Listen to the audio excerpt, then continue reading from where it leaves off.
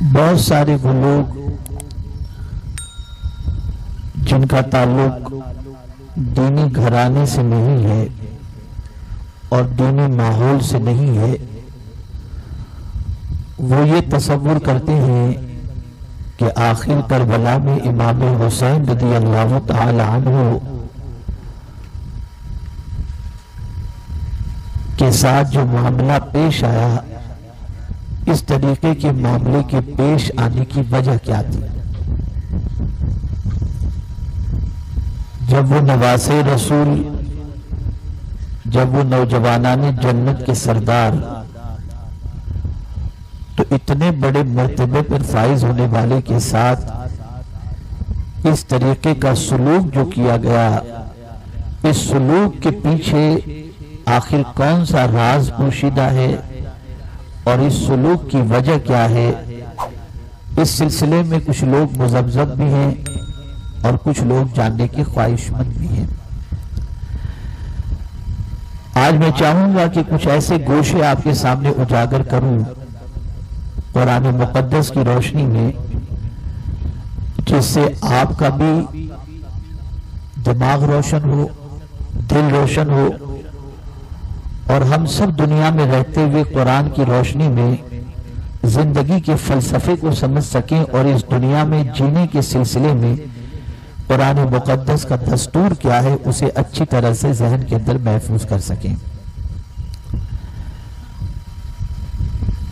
پروردگار جل جلالہ نے سورہ انعام کی آخری آیت میں ارشاد فرمایا وَهُوَ الَّذِي جَعَلَكُمْ خَلَائِفَ الْأَرْضِ، اور وہی ہے جو تمہارے بعد تمہارا نائب بنانے والا ہے۔ مراد یہ ہے کہ دنیا میں جو آیا ہے، اس آنے والے کے بعد اس کا جانے کا وقت آئے گا اور اس کی جگہ کوئی دوسرا لے لے گا۔ ہمارے یہاں ہوتا یہ ہے کہ بچے کی ولادت پر ہم خوشی مناتے ہیں اور منانا چاہیے، لیکن ایک سوچ اس کے اندر یہ بھی ہے کہ بچہ پیدا ہوا، لڑکا پیدا ہوا، تو آپ کو یہ سمجھ لینا چاہیے کہ اب آپ کے جانے کا وقت آ گیا، اس لیے کہ وہ آپ کی جگہ لینے والا ہے۔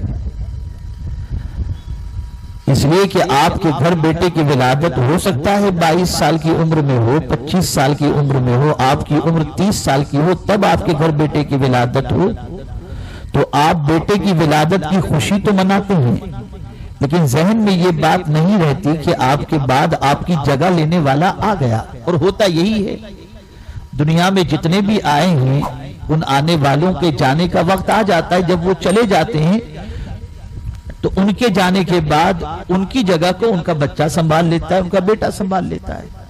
تو قرآن نے یہ واضح لفظوں میں فرما دیا وہی ہے جس نے تمہارے بعد تمہارا نائب بنایا، اور اس کے بعد جو قرآن نے بات کہی ہے اسے سمجھے وَرَفَعَ بَعْدَكُمْ فَوْقَ بَعْدٍ دَرَجَاتٍ، اور اس نے تم میں کے بعض کے درجوں کو بلند کیا، بہت درجے بلند کیے۔ تم میں بعض ایسے ہیں جن کے درجوں کو اللہ نے بہت بلند کیے۔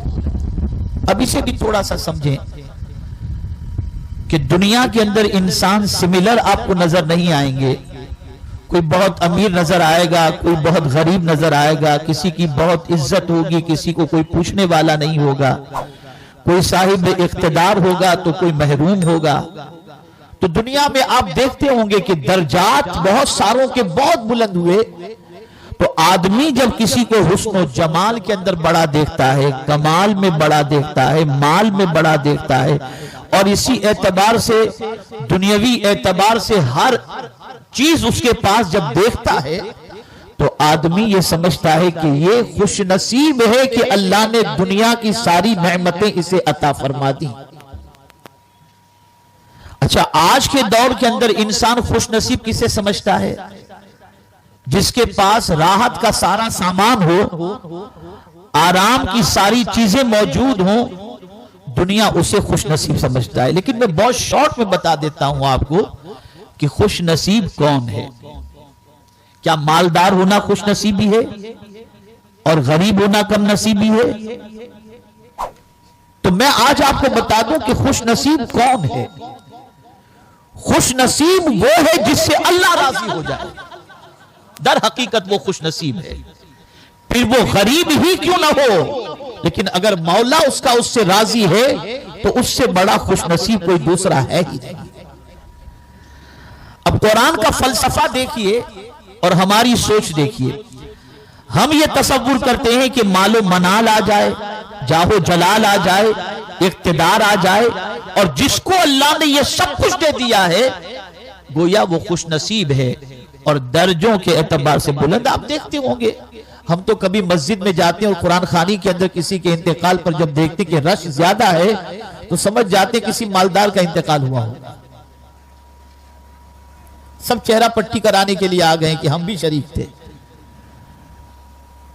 لیکن جب کسی غریب کی قرآن خوانی ہو تو وہاں آپ کو انتظار کرنا پڑتا ہے کہ کوئی آئے اور یہ سالے ثواب کرے۔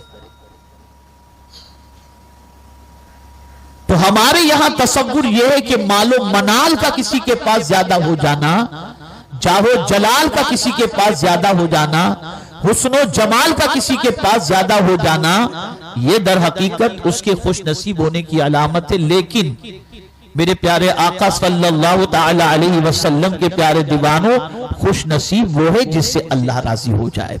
اب اللہ دیتا کیوں ہے؟ اب اسے سمجھیں آپ، تاکہ کربلا کا پورا منظر اور وہ امتحان آپ کی سمجھ میں آ سکے۔ اللہ کسی کے درجوں کو بلند کرتا کیوں ہے؟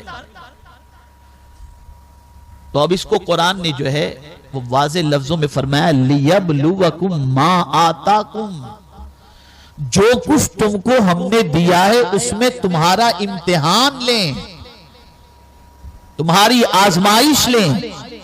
تو میرے پیارے آقا صلی اللہ تعالی علیہ وسلم کے پیارے دیوانوں، مال دے کر آزماتا ہے کہ غلط راستے پہ خرچ تو نہیں کرتا، حسن و جمال دے کر کے آزماتا ہے کہ کہیں آوارہ گردی تو نہیں کرتا۔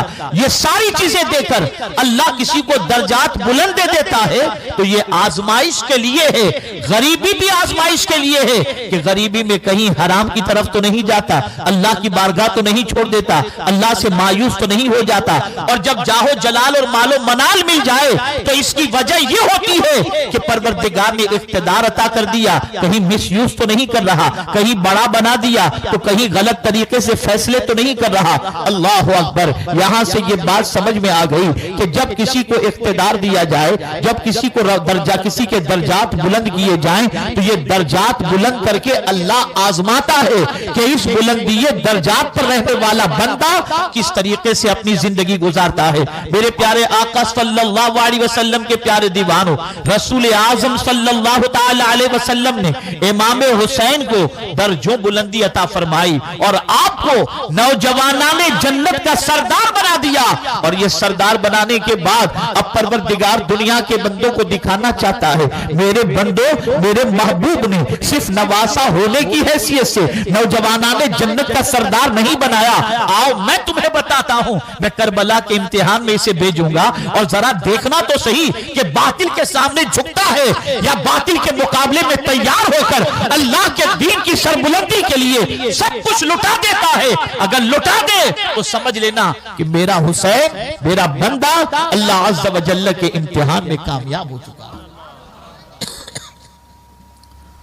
یاد رکھیں، اسلام پر 2 مرتبہ بہت سخت وقت آیا ہے،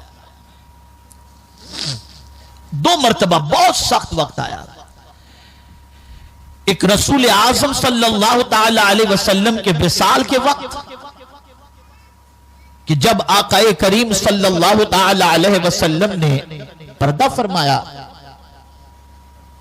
تو بہت سارے لوگ ایسے تھے جو سرکار صلی اللہ علیہ وسلم کے وصال کے بعد قانون اسلام کے اندر رعایت اور قانون اسلام کی خلاف ورزی کرنا چاہتے تھے۔ جیسے زکوٰۃ دینے والوں نے کہا زکوٰۃ نہیں دیں گے سرکار کے وصال کے بعد، اسی طریقے سے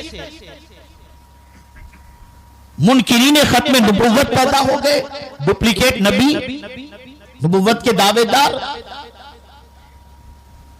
اب سچویشن ایسی تھی کہ مدینہ منورہ میں مسلمانوں کی تعداد اتنی زیادہ نہیں تھی، اور جو تھی اس میں بھی بعض لوگ حضور صلی اللہ علیہ وسلم کے وصال کے بعد زکوٰۃ دینے کے سلسلے میں انہوں نے منع کر دیا.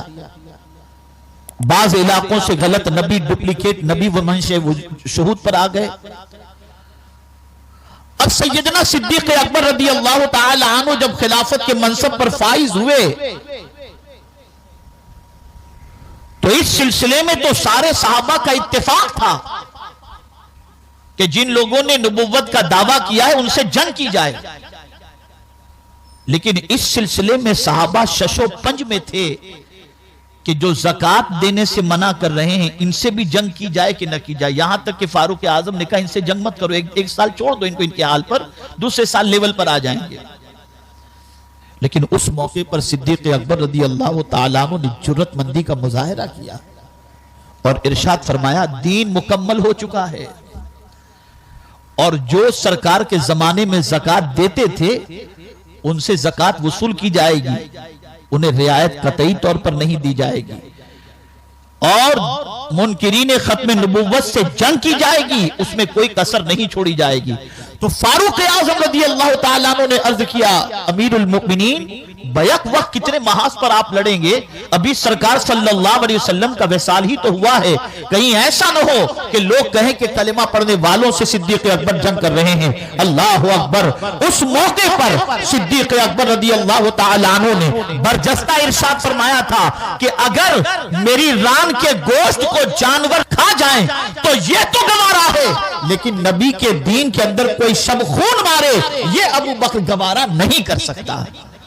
چنانچہ صدیق اکبر نے جرأت مندی کا مظاہرہ کیا اور اس کے بعد سارے صحابہ اس بات پر متفق ہوئے کہ ابو بکر کا اسٹیپ, ابو بکر کا قدم یہ سب سے آسن اور سب سے صحیح تھا کہ جس کی وجہ سے اسلام جو رسول اعظم صلی اللہ علیہ وسلم لے کر کے آئے نہ اس میں کوئی کمی ہوئی نہ اس میں کوئی بیشی ہوئی, بلکہ صدیق اکبر نے وہی اسلام جو رسول اعظم صلی اللہ تعالی علیہ وسلم کے دور پاک میں مکمل ہو چکا تھا اسی اسلام کو صدیق اکبر نے آگے بڑھایا. تو وقت بڑا خطرناک تھا. اس موقع پر صدیق اکبر رضی اللہ تعالیٰ عنہ نے جرأت مندی کا مظاہرہ کیا. اور دوسرا وقت اسلام کے چہرے کو اور اسلام کے اصل چہرے کو مسخ کرنے کے لیے جو دوسرا خطرناک وقت آیا وہ یزید کے زمانے میں آیا. آپ جانتے ہیں کچھ صحابہ موجود تھے امام علی مقام علی جدہ وعلیہ الصلاۃ والسلام کے دور پاک میں یزید جس طریقے سے دعوے دار بن کر کے آیا تو یزید کا معاملہ بھی ایسا تھا کہ یزید اسلام کے بہت سارے قوانین کے اندر تبدیل اور تحریف کر رہا تھا. حلال کو حرام, حرام کو حلال, بیت المال کو اپنی ملکیت, اور یہ بھی ذہن میں رہے کہ اس زمانے میں اسلام کو سمجھنے کے لیے نہ قرآن جمع ہوا تھا نہ احادیث کا ذخیرہ تھا. اسلام اگر کسی کو سمجھنا ہوتا تو خلفاء کی زندگی سے اسلام سمجھا جاتا. جو خلیفہ وقت ہوتے آدمی ان کے قریب ہوتا اور ان کے قریب ہو کر کے دیکھ لیتا ان کی صبح کو, ان کی شام کو, ان کی رات کو, تو اس کے سینے میں اسلام کی محبت اور اسلام کی حقیقت اجاگر ہو جاتی.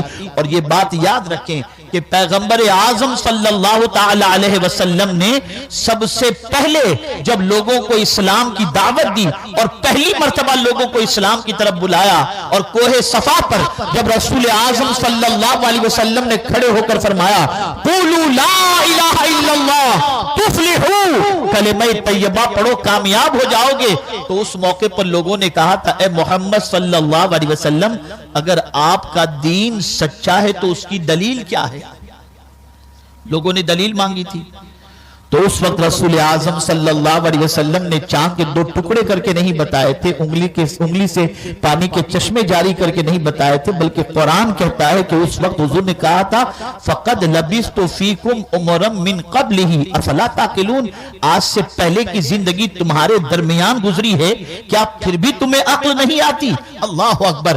پیغمبر اعظم صلی اللہ علیہ وسلم نے اپنے وجود کو اسلام کے سچے ہونے کی دلیل کے طور پر پیش پیش فرمایا۔ اب آپ کو میں ایک واقعہ بتاتا ہوں تاکہ آپ محسوس کر سکیں کہ لوگ سرکار صلی اللہ تعالی علیہ وسلم کے دین کو ابتدائی اسلام کے اندر، ابتدائی اسلام میں کس طرح سمجھتے تھے۔ اللہ اکبر۔ سیدنا صدیق اکبر رضی اللہ تعالی عنہ رسول اعظم صلی اللہ علیہ وسلم کے وصال کے بعد جب مسند خلافت پر بیٹھے تو مسند خلافت پر بیٹھنے سے پہلے آپ کی عادت تھی کہ مدینے کی گلی سے جب گزرتے تو ایک گھر ایسا تھا جس میں کچھ بچیاں رہتی تھیں، اور ان بچیوں کا معمول یہ تھا کہ جب صدیق اکبر رضی اللہ تعالیٰ عنہ کو دیکھتی تو صدیق اکبر رضی اللہ تعالیٰ عنہ سے کہتی کہ ابو بکر ہماری بکری کا دودھ دو کر کے ہمیں دے دو، ہمیں بکری کا دودھ دونا نہیں آتا اور گھر میں کوئی بڑا نہیں ہے۔ تو صدیق اکبر بکری کا دودھ دو کر کے ان کو دے دیا کرتے تھے۔ لیکن جب خلافت کے منصب پر فائز ہوئے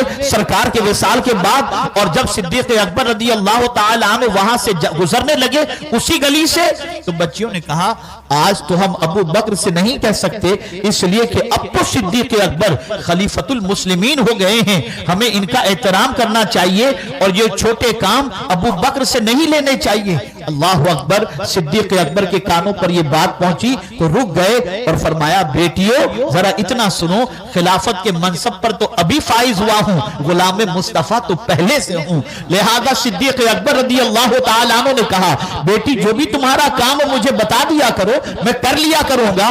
یہ تھا اسلام کا ایک چہرہ، یہ اسلام کی ایک پہچان تھی، یہ صحابہ کی زندگی اور خلفاء کی زندگی کو دیکھ کر اسلام سمجھ میں آتا تھا۔ اسی طریقے سے مجھے ایک اور واقعہ صدیق اکبر کا یاد آتا ہے۔ خلافت کے منصب پر فائز ہوئے، ایک رجسٹر تیار کیا، یہ کام فلاں کرے گا، یہ کام فلاں کرے گا، یہ کام فلاں کرے گا، یہ کام فلاں کرے گا۔ رجسٹر میں ایک کام لکھا ہوا تھا، ایک بڑھیا کے گھر کی صفائی اور بڑھیا کو کھانا کھلانا۔ اس کام کے آگے صدیق اکبر نے کسی کا نام نہیں لکھا تھا۔